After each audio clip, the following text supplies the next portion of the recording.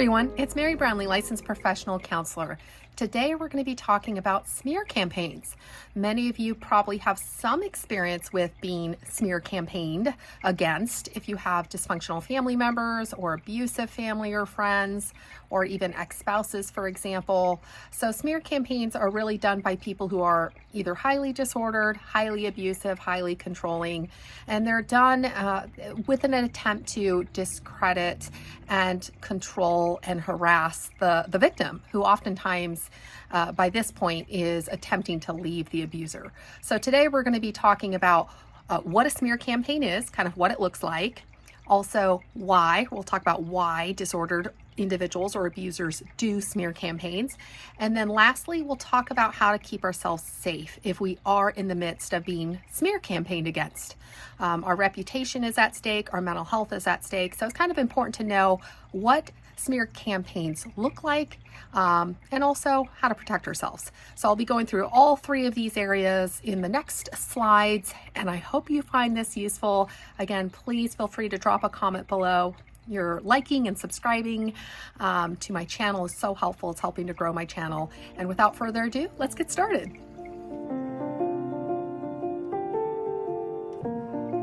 This is one of my favorite quotes. This really gets to the heart of why people who engage in smear campaigns do so.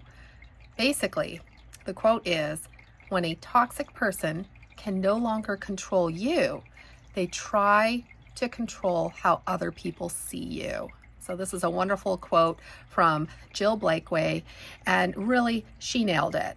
Smear campaigns are really a concerted effort by somebody who's highly disordered or abusive to change the narrative, right? If they've lost control of the narrative of what has happened in the relationship between the two of you, perhaps you, the victim, are attempting to leave, or you're beginning to tell the truth or stand up against the abuse in some way, they're losing control of the narrative and also losing control of you. So smear campaigns are really done on purpose.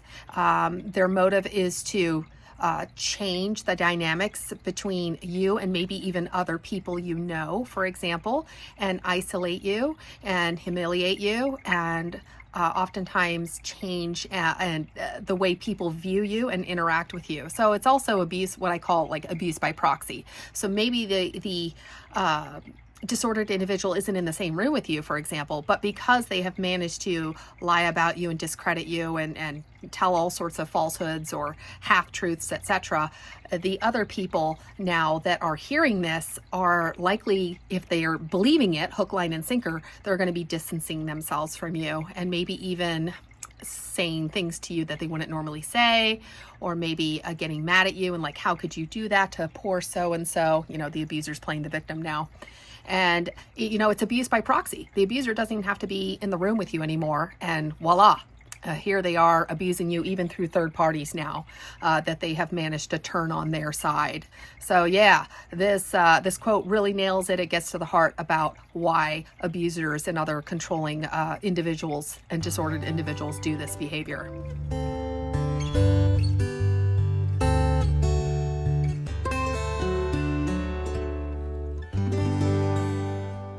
So what is a smear campaign? So in short, a smear campaign is where abusers or other controlling individuals or disordered individuals deliberately make attempts to undermine your reputation, to gain support from other people. Again, it's a way of isolating you from your normal supports.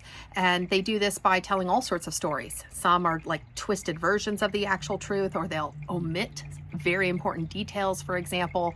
But either way, it's a deliberate attempt to discredit you, who are the actual victim.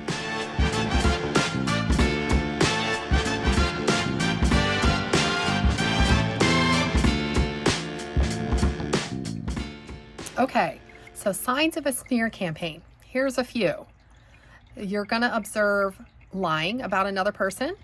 And oftentimes it's not just one single lie, right? This is like a repeated history of telling stories that will contain lots of lies or mistruths. They're going to be repeatedly speaking poorly about somebody. So it's not just like one and done. Like maybe, you know, a person has ended a relationship and a mutual friend's like, oh, you know what happened? And they might just give them a quick rundown of what happened. But it's not like they're going to be volunteering to any and everyone, the sordid details of why the relationship ended. Turning friends and family against the victim. Very common in a smear campaign. Really, that's the whole goal, too, is to isolate the victim. And if the victim has support, the victim can oftentimes survive and maintain power and control over their own reputation, for example. So yeah, the abuser doesn't want that to happen. So they really do want to target and isolate the victim and make them look bad to shared friends and family or colleagues, for example. It's going to contain half-truths. So there might be a grain of truth, but they're going to run with like all sorts of like half-truths or leave important parts of the story out. So you don't actually have the whole story. It's lots of malicious gossip, straight up lies, for example. So yeah, these are some examples of smear campaigning.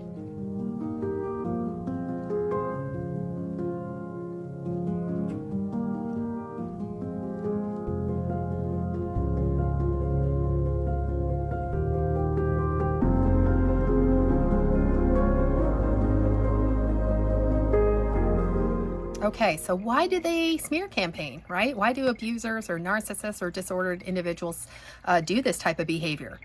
Really, first and foremost, it's going to damage the victim's reputation. They don't want the victim actually looking like the good guy here. They need to control the narrative. And how you do that is by changing the story. They want to isolate the victim from their support system. They want to manage their own appearance and reputation to other people. Right? So abusers know that the victim very likely might speak out and actually might tell the truth of what has occurred, especially to any interested third parties that might be curious or want to know why person A and person B are not talking to each other anymore, especially like family members, for example. Well, why is it that you don't talk to your mother, your father anymore? What's going on between the two of you? So abusers know that the victim might actually speak the truth. And so oftentimes this is done as like a preemptive strike to get their version of the story out there so that the victim is discredited right from the start. If they can get in their lies and mistruths and incorrect narrative before the victim actually has a chance to tell the actual truth of what's happened, boom, they've controlled the narrative and discredited the victim. They also want to prevent the actual truth from getting out there. They get to play the victim. Oh yes, we see many people who are highly narcissistic or disordered, get out the tiny violin here because they're going to go on and on about how they actually are the aggrieved party and the actual true victim is the abuser and so selfish and look what they've done to me, so they're very good at playing the victim too. And smear campaigns are great at gaining, narcissistic supply from other people and having people feel sorry for them, for example. They get to blame the victim for the problems instead of taking accountability, right? Abusers are never going to be accountable. Oh, no. It's always somebody else's fault. So the smear campaign allows them to avoid accountability by putting the blame back on the victim. It gets to control the victim through gaslighting and minimizing their supports. Yeah, so smear campaigning is really about rewriting reality. So the amount of gaslighting that the victim experiences is really bad. A lot of times you'll see victims come in to me, for example, as the trauma therapist hearing their story. They're being so gaslit, they don't even recognize that they've been horribly, like emotionally or psychologically abused. Like half the time they even believe what the abusers have told about themselves, for example. So there's a lot of psychological abuse going on with smear campaigns. It's to punish the victim for standing up for themselves. So God forbid the victim actually tell the truth and stand up for themselves in some way. Smear campaigns will definitely start then as a very targeted and malicious way of punishing the victim for speaking out. Right? So abusers don't want victims to speak out. They want to silence them. So smear campaigns are definitely done in an effort to silence the true victim. Also, it can control them in terms of like, well, if you leave me, I'm going to do X, Y, Z and tell everybody, all these terrible things about you. So it's definitely a way of controlling the victim's behavior. And lastly, it creates fear in the victim. So again, it's going to create enough fear that the victim might actually think twice about saying anything. The victim might not speak out. How many times do you hear people, for example, in domestic violence situations where the woman who's actually, or it could be a man, but the person who's being abused never says anything to anyone. They had like no idea. Again, smear campaigns and other abuse tactics are done in a targeted way by the abuser on purpose to silence and to keep the person who's being victimized under their control.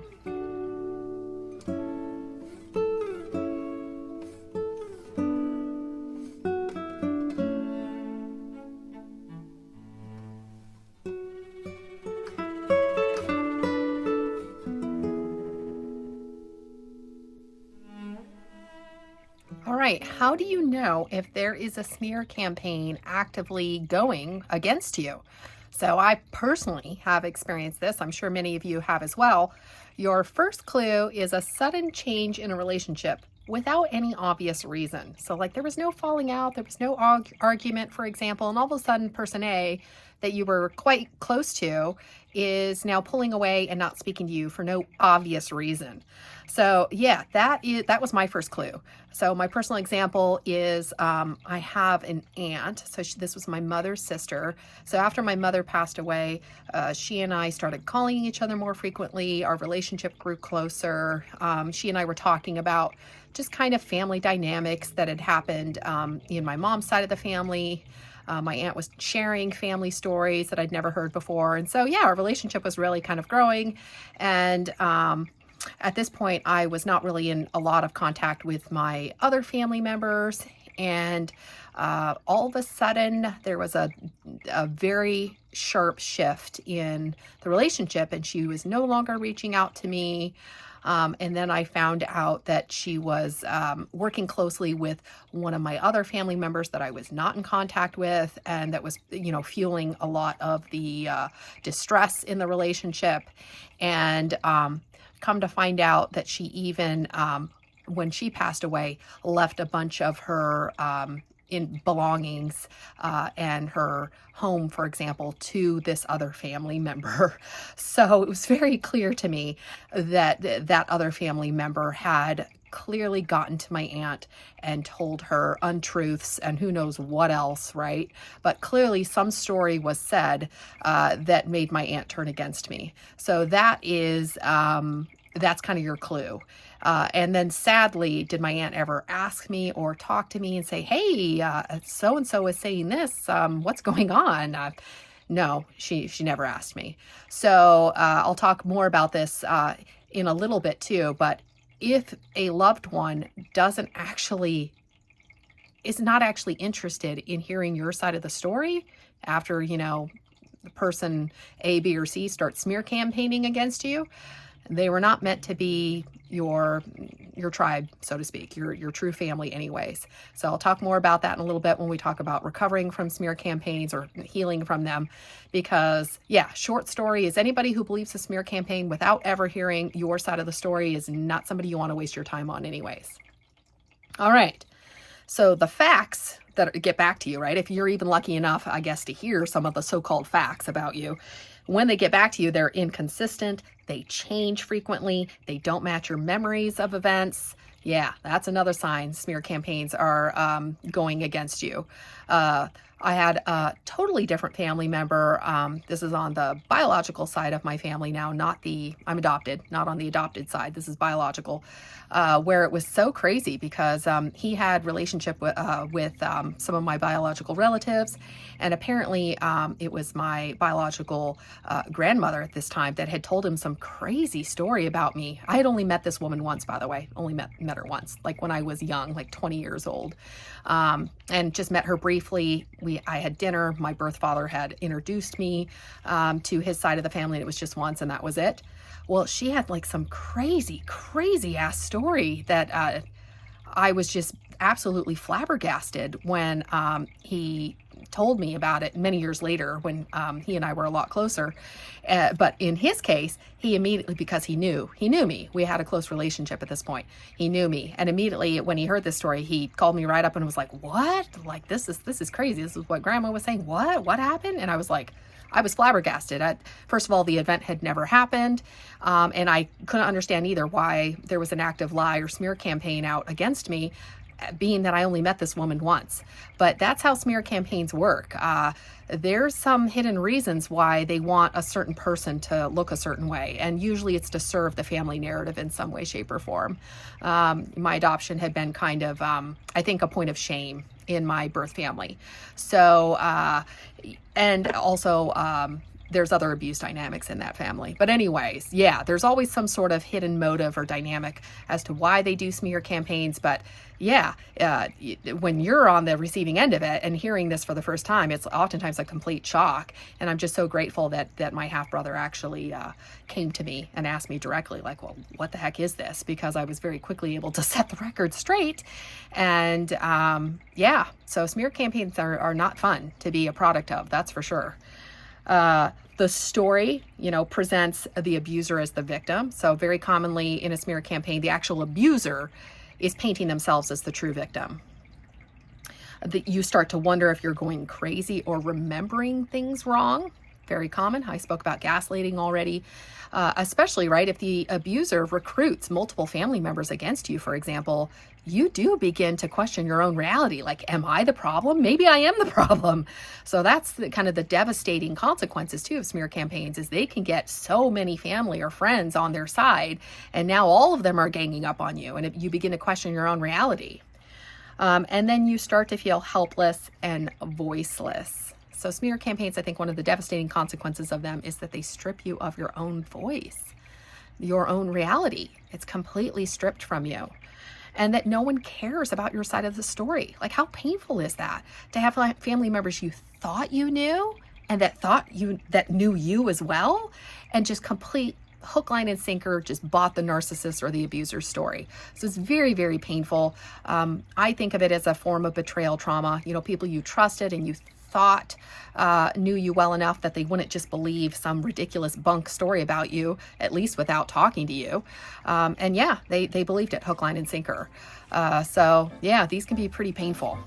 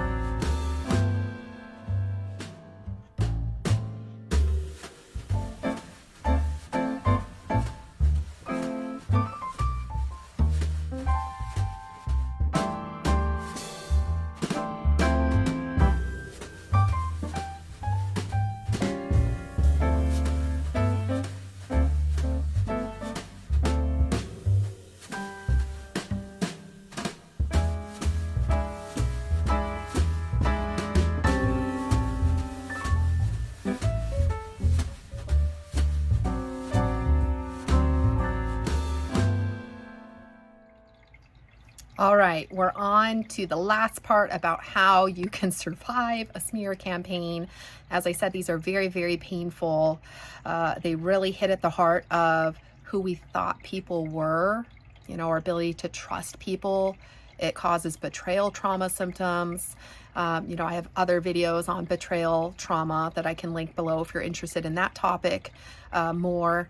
But yeah, my first advice for you, if you are the target of a smear campaign, is to not react. The last thing you want to do is get like super angry and super emotional and go on attack mode, for example, and confront the person who's smear campaigning, because all that's going to do is play into their narrative or story of you being the crazy one. Right? The last thing you want to do is add any fuel to the fire, even though we know it's untrue, but other people don't. They don't. They're just, they can only know what they're hearing from two parties. And even then, they weren't in the room or in your life, for example, every single day knowing what happened to you. So they can only go off by what people tell them. So our best bet against a smear campaign is to remain calm and professional at all times, and to not exhibit very angry and outwardly, upset behaviors, because really the narcissist or the abuser is just going to sit back and laugh and go, ha, I got their gander up. Woo, look how crazy they look. See, I told you, look how crazy they look. So we call that reactive abuse. So reactive abuse is a form of abuse from abusers or narcissists where they poke at the victim until finally the victim explodes with rage or, essentially explosive anger, trying to protect themselves because they've had enough at this point. And that's when the narcissist or the abuser sits back and goes, I told you she was a loose cannon. I told you she was nuts. So, as hard as it is, do not give in to the temptation to try to set the story straight and defend yourself and all of that. It just ends up making us look even crazier. And quite frankly, as I said, lean into this truth. People who carte blanche believe a smear campaign about you are not your tribe. They're not your people. So don't even waste your time. As I said, my half-brother, he knew me. We had a close relationship. He knew the story was shit. And so he came immediately and asked me to correct the story. So somebody who's your tribe, who loves you, is not going to just buy into any bunk story that's out there about you. All right. I want you to keep evidence of all interactions so you can fact check them at any time. And this will help you reduce any gaslighting that you're beginning to feel and also protects you as well. So say, especially like domestic violence relationships, maybe you're breaking up with a wife or a husband who's been very abusive or a romantic partner. Oftentimes they're going to try to smear your reputation. Maybe it's for custody of the kids or whatever it might be. As I tell all my victims who have domestic violence in their past, keep a record of all communication. So keep all emails, keep all text messages, etc. So in the event you do have to protect yourself, you have a written record, word for word of what the abuser said to you.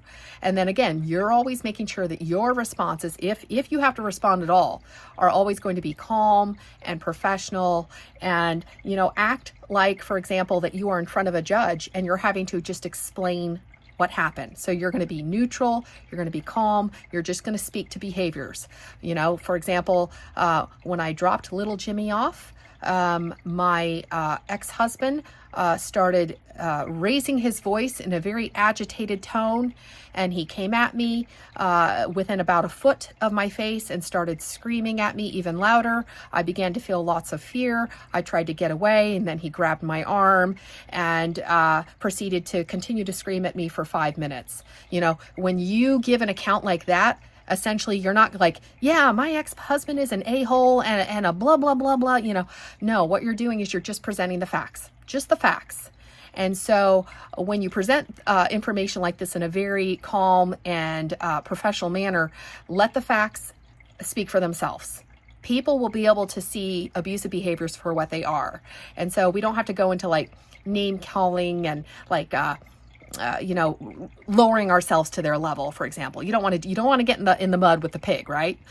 You're just going to get dirty and the pig's going to enjoy it, right? Narcissists and abusers love to get down in the mud, get dirty, nasty, make us mad, make us want to get back at them. And then it just fuels they love having conflict and drama usually.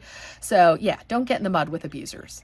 Remain calm and above it. And if you do have to defend yourself at all, say for example, custody hearing, etc., just the facts. You just report the facts. Believe you me, judges and other professionals, social workers, etc., they can tell abusers pretty easily. Okay, we were not born yesterday. If you're in the mental health field, social worker field, legal field, they know abusers. They've seen plenty of them. Believe it or not, abusers can be pretty easy to spot when you have training and have dealt with quite a few of them. And also, know your truth. So this is what I spoke to with my half-brother, the example about my half-brother, right? People who believe abusers without caring about your side of the story are not your tribe of trusted people. Ditch them. Ditch them.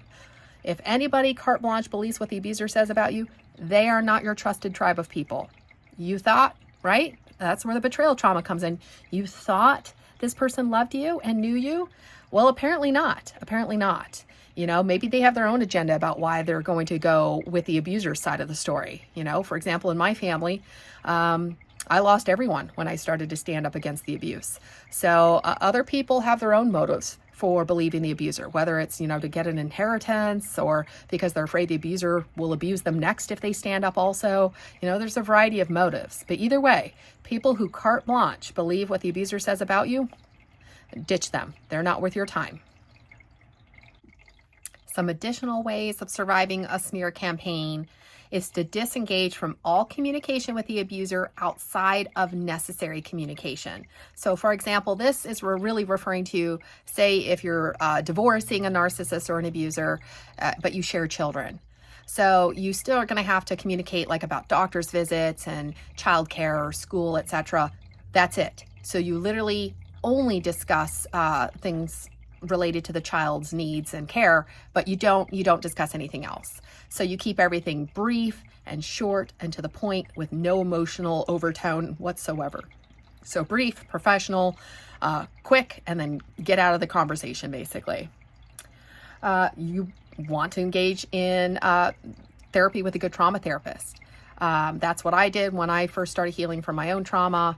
It was very, very helpful. I made sure to find somebody who was very informed about like narcissistic abuse and family of origin trauma, because it's so important for us to not be gaslit also by a professional. And sadly, as I've spoken in other videos, many professionals in my field, and I'm a licensed professional counselor, so counseling field basically, but you can have other therapists that are like LMFT, so like marriage and family therapists, or social workers, LMSW, for example.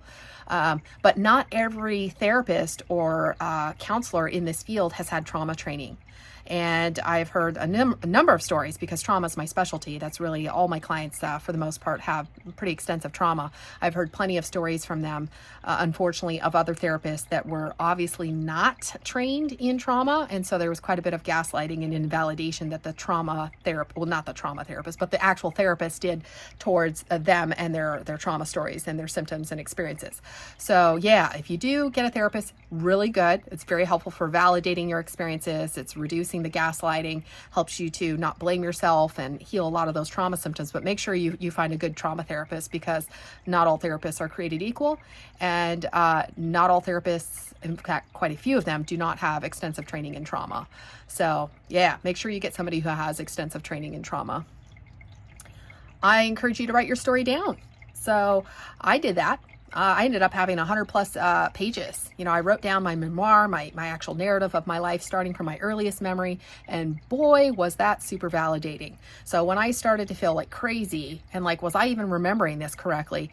When you have 100 plus pages in black and white typed of all your memories of your childhood, yeah, you begin to be able to validate yourself a lot quicker. Like, I didn't make this stuff up. These memories are real. They exist. They're now down on paper. It's very hard for us to discount all of those memories when they're written down like that. So yeah, if you want to keep a journal, if you want to type them out, anything like that, feel free to do so. This is for you, really, so that you know that your experiences were real and that the other party, with whatever they're saying about you, it's not true. It's not true. And so again, the psychological and emotional abuse that happens in families of origin, that smear campaign, are completely destructive to a victim's identity, their sense of self, and their sense of reality.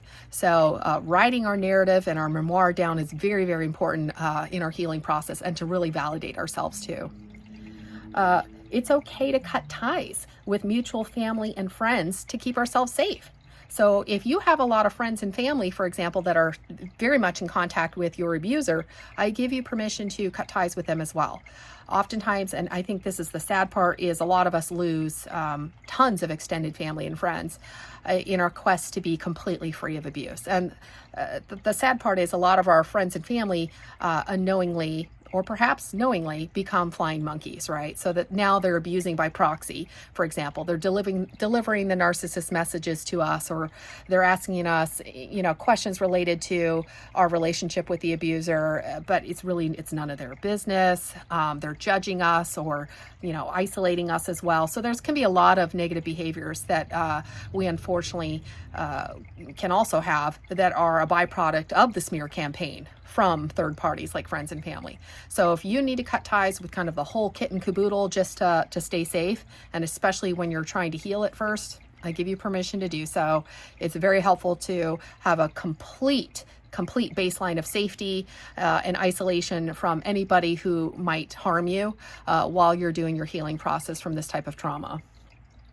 It's okay to set boundaries with concerned third parties, for example. So maybe you do have family, for example, that you don't entirely want to cut contact with.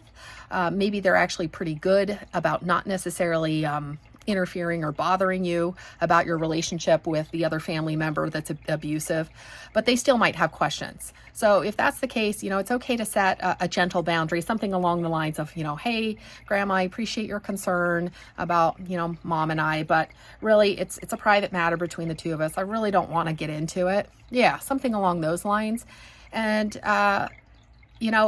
hopefully family members that are not completely disordered can actually respect that boundary and not pry further and understand, hey, it's none of my business.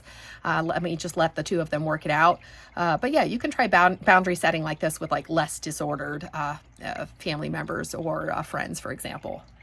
And then my last one is keeping your focus on your own safety and well-being, because the faster you get away from the abuser, the quicker you will heal.